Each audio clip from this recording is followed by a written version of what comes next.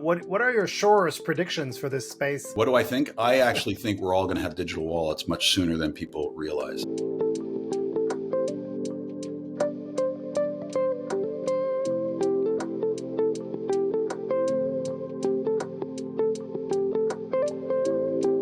Welcome to Blockchain North, everyone. Today I have the pleasure of speaking with Dan Brock, who is a partner at the top Canadian law firm Fasken Martineau. He's also the chair of the firm's government relations and strategy practice. And perhaps most importantly for this conversation, he is the founder of a new Canadian lobby group called the Digital Asset Business Council. Of course, we'll talk about that. Before I begin, if you enjoy these interviews and you want to support our mission to inform, educate, and inspire Canadians about the blockchain revolution, please give us a like, follow us on various channels, subscribe to our newsletter as well. It's been out for about a month and a half already. And make sure to stay till the end of the video because like all of our interviews, I will be asking Dan for his predictions for 2024 and beyond. Dan, welcome. Nice to be here. Why don't you start by introducing yourself, Dan? Who are you and why do you matter? So I'm a lawyer and a law partner, as you said, at the law firm Fasken. I'm the chair of our global government relations. We call it government relations and political law. There is strategy in it. We do both develop strategies and do advocacy for our clients with governments or government agencies. We also advise clients on the rules that govern the interactions that individuals, citizens, and companies have with government. So there are rules that determine how and what you can do and in what circumstances, really built around driving transparency. So that's the nature of our work. And it was in that role that I came to become acquainted with and sort of immersed really in the emerging digital asset ecosystem. What is DigitalABC?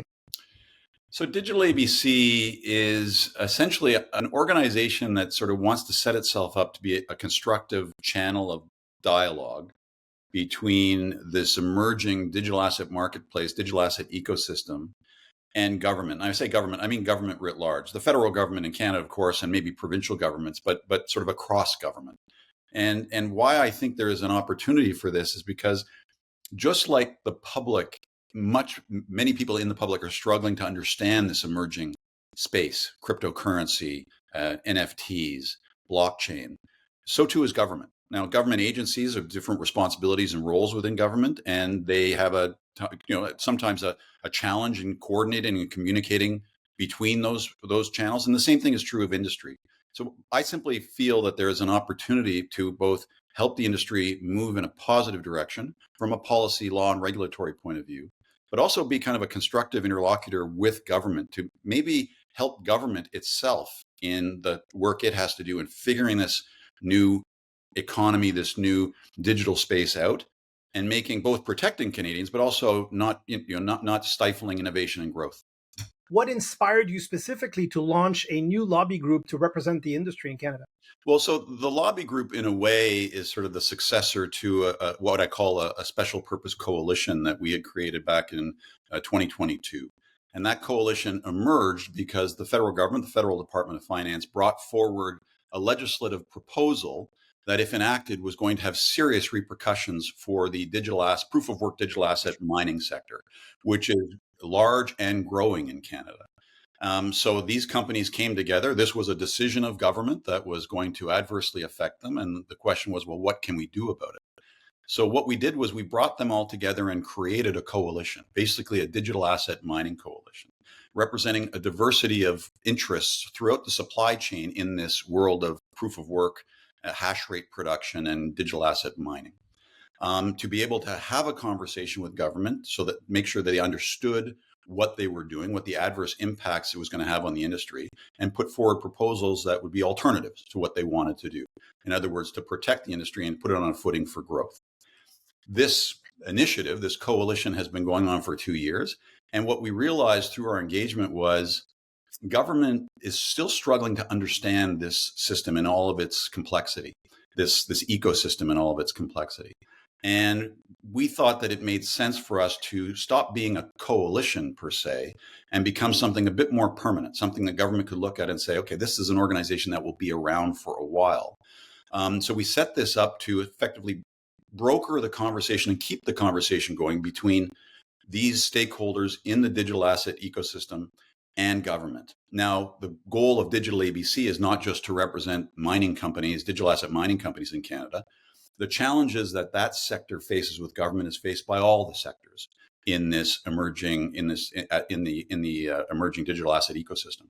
And so our belief was that by bringing together the various players in the industry and developing a strategy for ongoing coordinated engagement with government over time, that we would have probably the best results in terms of government doing things that help the industry while at the same time protecting Canadians and protecting the economy and avoiding unnecessarily, through ignorance mostly, hurting the industry.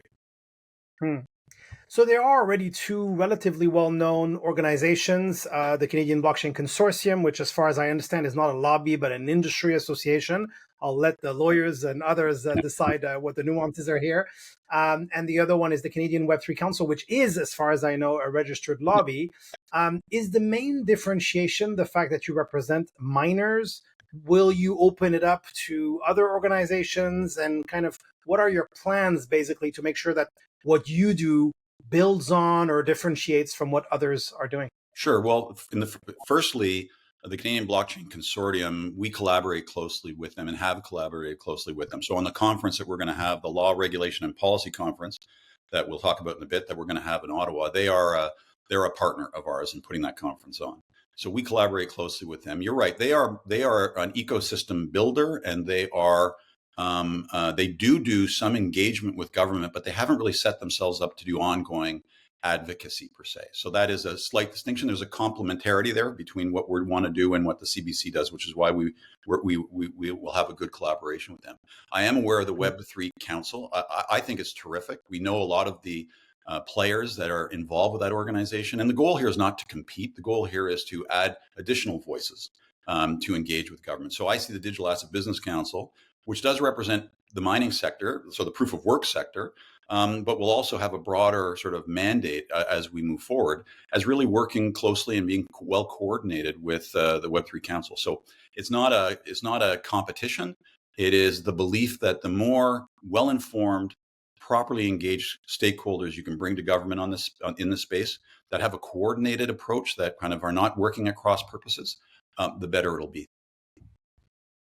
For everyone. Yeah, absolutely. You mentioned an event's coming up. I think it's April 8th. As far as I understand it, it's your launch event. Could you maybe speak a little bit to that? What are people to expect? Who will be there, etc.? Right. So this is it's a conference suitably boring. That is to say, we wanted this to be content heavy, specifically about law, regulation, and policy as it is relevant to this emerging space. And we wanted to have a program that would be also relevant to the industry, of course, but also would speak to the kinds of issues and concerns and preoccupations that government officials have with the space. So we're having it in Ottawa because that is the seat of the federal government. We're doing it as an in-person event initially because we want actually public office holders, people who have an interest in or some responsibility for this ecosystem within government, to actually attend and to participate, to share their views, to hear from stakeholders within the industry of their experiences, their perspectives, and that really broker a dialogue on what the proper, most effective role of government should be as this industry continues to grow quickly. So the conference itself is focusing on some specific policy areas. Obviously, there's a mining component. So the anchor tenants, if you will, of the DigitalABC are a variety of mining companies. And so we are spending time in the morning talking about that industry, the state of that industry, where it is going, what companies are doing to diversify their business interests, and what role AI will have as these are high performance computing companies. As they diversify their businesses, how will that impact the ecosystem? So we'll have a panel on that. We will have a panel talk about DRI. We're going to have a panel on GST policy. So that is the issue that the miners have been confronting with the Department of Finance and CRA. There's at least $150 million worth of outstanding tax funds that should be going back to the industry that are currently not with the industry, they're with government.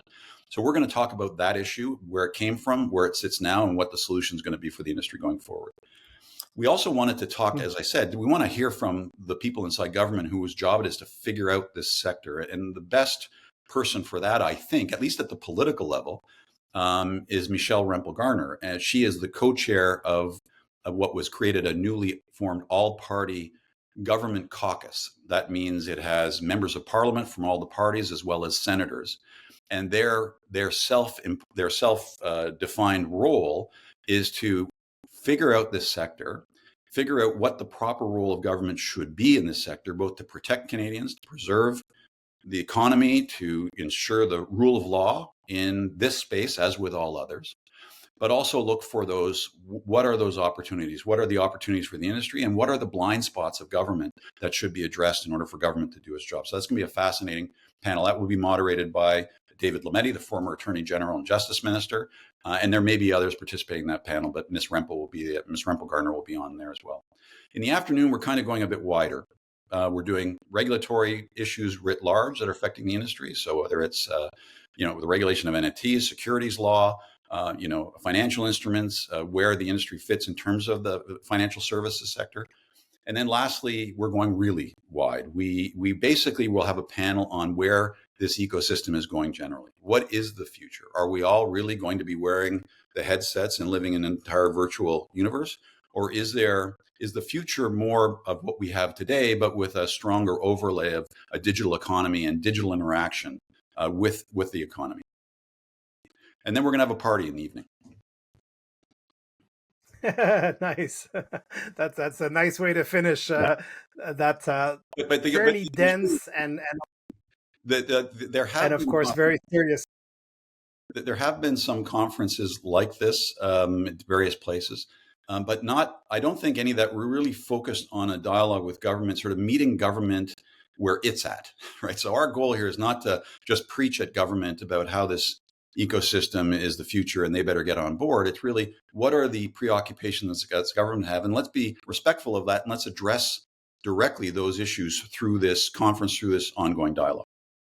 Mm-hmm. Yeah, no, absolutely. I can't help but notice that you're launching April 8th, which is perhaps 12 days or so, according to most estimates, before the Bitcoin halving, and also sort of, 2 months after the launch of, or the approval of the ETFs, which are already beating all records. Was that by design, the timing? And how would you say your launch as a lobby group, as an association, is going to fit into the broader context of, broader adoption, sky high crypto prices, at least right now, but also still, remaining issues around, I guess, the complexities of this space, but also regulation and perhaps a little bit of vested interest pushing back? Sure. Well, of course, I was aware of the halving, as all the mining companies are very aware of that. It's going to have a significant, profound impact on their business and their business models. But it's fortuitous that we selected this date for the conference. It had much less to do with what's happening in the industry and a little bit more to do with what's happening on the political calendar, at least at the federal level. So we're entering a period now after this session and into next year. It's a pre-election period, basically. And so the time was right if we were going to do this, to do it now, to begin this dialogue, especially at the political level with the political parties. Some parties are more receptive to the message. Some parties are more receptive to the learning than some other parties. But our goal here is really to present a narrative and a detailed understanding of this emerging industry and where it's at today, with a view to getting the parties that will be contesting the next federal election to develop their platforms from an informed position, right? So we want to be part of the dialogue, the policy making that's going to go on with the parties as they get ready to fight the next election. So to the extent that the digital asset economy, the digital asset ecosystem becomes an issue in that election, the debate and discussion around that issue will be an informed one. We have a situation now where too often, and I got this when we've been in Ottawa and working with the coalition in the first instance in respect to the tax issue, it was clear that they're just at the highest levels of decision making and lawmaking in Canada. There just was a poor understanding of the industry and the sector generally. And whose fault is that? Well, it's a complicated, rapidly evolving space, right? I mean, the technology is evolving at breakneck speed. Companies are being formed, new asset classes are being created, new solutions to problems are being developed, and so the government can be forgiven for struggling to keep up. but still, there was a need, we thought, a pressing need to raise the level, if you will, of the dialogue and understanding within government. And the time to start this spring made a lot of sense to us for that reason. Hmm. So I am talking to a lawyer, and a lot of the most pressing issues the industry is facing have to do with policy and Canadian lawmakers addressing issues, usually at the nexus between protecting consumers, but also, allowing and even perhaps promoting innovation. Where would you put Canada in terms of competitiveness globally on this nexus? So I think we're kind of in the middle of the pack. And I'm talking here about more developed nations. Some of the more developing nations have, in some instances, a kind of a more forward-looking view of this space than some, more developed nations. But among the sort of G7, G8, G20 class of companies, we're kind of in the middle of the pack a little bit. And it's a little frustrating because we shouldn't be. We should be at the head of the pack. We have too many natural advantages in Canada for us not to be leaders in this space. In the case of proof of work, hash rate production, and digital asset mining, we have an abundance of clean energy. We have a great regulatory system. We have terrific technical expertise and human resources in Canada to be able to really capitalize and lead the way in this space. And yet we're taking decisions based on a misunderstanding of the industry today that is hurting its development. So, we've got all the tools. We have I think we have the right structure within government. I think we have the right institutions with government. I think the government needs to maybe readjust itself a little bit. I'd love to see a new department of the digital economy rather than just a department of finance. But we aren't where I think we should be. And so part of our ambition is to be part of helping the government and helping the country move to the head of the pack here. Yeah. Yeah. Yeah, that makes perfect sense. I think most of us would want that. Speaking with the lawyer again, what are some of the most common issues that companies come to a law firm like Fasken for in the Web3 and the blockchain space? Well, it's the kind of the full suite of legal services you'd be looking for. You're going to structure a company in this new space. What are the regulatory requirements? How do you have to structure yourself in order to be able to prosper and grow? What governance structures should you put in place for your company? Governance is becoming an increasingly important preoccupation of regulators and governments. Like, how are these companies being, what are their structures? Who owns them? How are they making decisions as organizations? Some handle on these and transparency around these are becoming increasingly important for government agencies and government regulators. So those are sorts of questions that we will deal with, help our clients with. We're also helping our clients connect with investors, connect with others in the marketplace, to be basically provide a positive contribution to the business development aspirations of a lot of our clients. So we're not just lawyers just solving legal issues. We're trying to be business partners with them. And the dialogue with government's an important part of that. As I said earlier, what is your exposure to government decision making? Well, if you're developing new technology and developing new assets, digital assets, on blockchain in this emerging ecosystem, you at least potentially have a very high degree of exposure to government, right? How are these new assets going to be taxed? How are they going to be treated? What are they? Are they securities? Are they currencies? How is the regulator going to view these things? There are a lot of unanswered questions at the moment that government agencies are grappling with, not just in Canada, but globally. Where does your business fit in this ongoing and developing regulatory area? And is there anything that you can do to make a contribution in your interest? So those are the kinds of things that we do at our law firm and other law firms as well.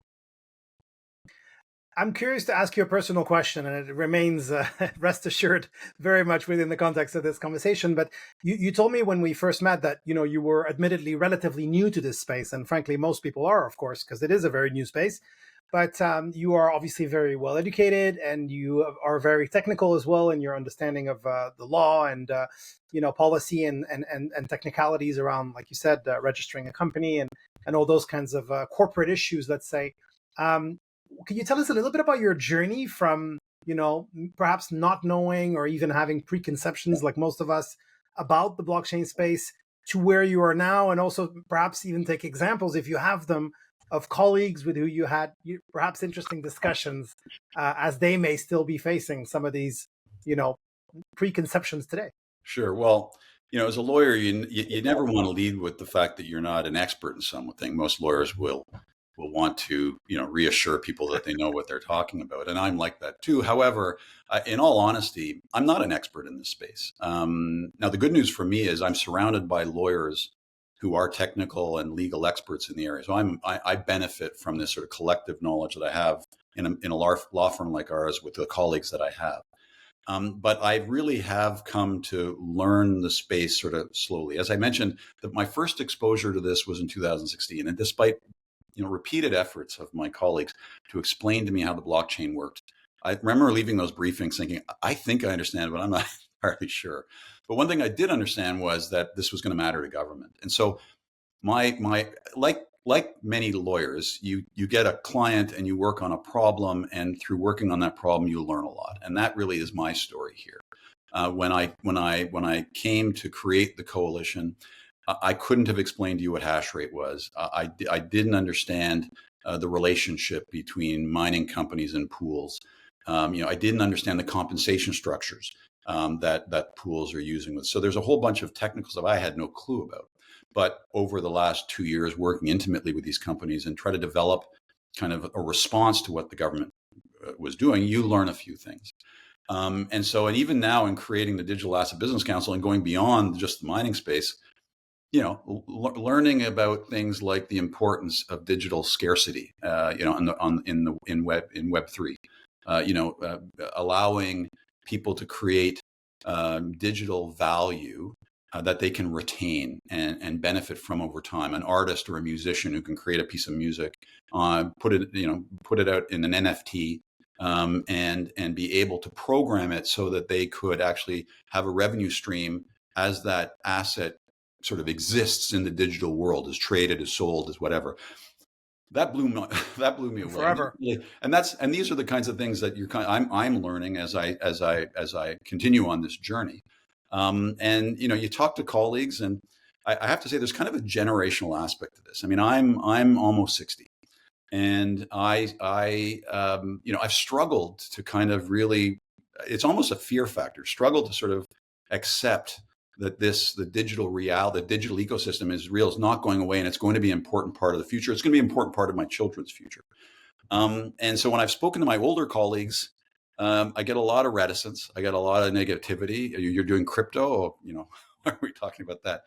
But talk to any of my colleagues who are, 40 and under, and it's a different conversation. So there's kind of this generational element to this. But I have, through my work over the last several years with companies and clients in the space, I've become convinced. Exactly where does blockchain go and what role does it play in the economy? I think anyone who says that they understand that completely is, I think, overstating their understanding. But I think it's going to be very important. I'm persuaded that it's going to be critically important. So understanding the space, whether you're older or younger, it's really important. And so that's kind of what we've been talking about in the law firm among my colleagues, is like, those of us who have children, like, what are we doing? What do we know, and what can we pass on to them so that they are equipped as they move forward in this new sort of multiverse or metaverse reality? Absolutely. And final question we ask all of our interviewees is, what are your surest predictions for this space, whether in the Canadian or in the global context? I'll let you choose. Sure. What do I think? I actually think we're all going to have digital wallets much sooner than people realize. I think our economic life is going to very quickly become a hybrid of the mainstream, fiat currency economy. But increasingly, we're going to trade, and we're going to hold value, and we're going to purchase, goods and services, digital and otherwise, through our digital wallets. So I think, in that sense, open finance, if not open banking, is coming quickly. And so I think that's going to be the biggest change. I think China has, I think it's a 250 million digital wallets, and the number is growing dramatically. The predictions for the growth of the space are kind of well known. We're talking hundreds of billions of dollars of investment and economic growth in the digital space in the coming number of years. I actually think that increasingly, in Canada in particular, we're going to embrace that more than be repelled by it. I think the challenge is going to be, what does the government do, and how long does it take the government to figure out what it feels it needs to do, and get those frameworks and get those laws and policies in place, so that people can conduct themselves in a law-abiding way. So that's the challenge, but I'm absolutely persuaded that that we will be much more engaged in this year in the digital asset marketplace than we have been heretofore. And even you and I will know how to use the digital wallet, download it and use it and transact and so on and so forth. Well, that's Thank you, Dan. It's been really fun and really interesting, and I appreciated your relatively short and clear answers. Definitely much more expert than you probably still believe you are. All those books and all this client work is clearly paying off. Learned a few things for sure. Before I let you go, where can people find you or find DigitalABC online? So DigitalABC.ca. So we've got our website up. We have the promotion for the conference. The conference is free, and it's open to anyone who's interested in attending. And so you can go onto the website. You can apply for a spot in the conference, and reserve your spot there. So and our website, at least for now, is going to be an important platform for us for the awareness raising, the education, the advocacy work that we want to do. At the moment, we're kind of it's sort of a loose membership that is making up the DigitalABC. It's companies that are supporting the organization and would like to see it succeed. Its governance structure and its membership structure is likely going to evolve significantly in the next few months. But our goal is to have represent a diverse cross-section of companies and organizations that are interested in the space and interested in what government is doing and should be doing to be positive here. Great. And thank you very much again. Thank you for everyone, thank you to everyone for watching. If you enjoyed the interview, you know what to do. Give us a like, subscribe to the channel, hit the notification bell if you're on YouTube. And if you want to support our mission to educate, inform, and inspire about blockchain, please, subscribe to our newsletter, for example, or share this interview with someone in your family or your friends or your colleagues. Really appreciate it. That helps us a lot. If you have questions, by the way, for me or for Dan, put them in the comments, reach us on social media. We'll be more than happy to answer them. We're pretty much on all platforms. Dan, thanks again. Everyone, thanks again for watching. Stay safe and see you next time. Thank you very much.